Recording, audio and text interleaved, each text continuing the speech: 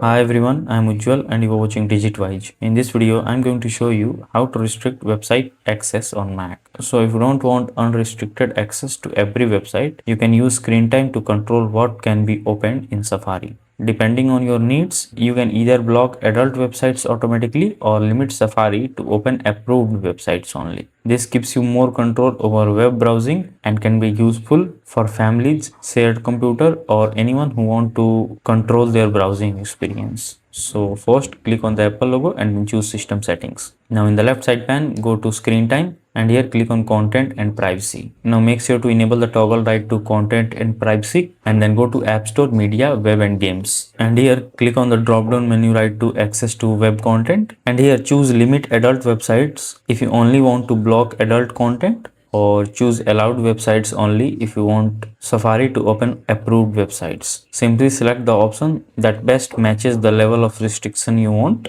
and Safari will immediately follow the web access restrictions you have selected. So that's it. If this video helps you in any way, then do like it and subscribe to the channel. Thanks for watching.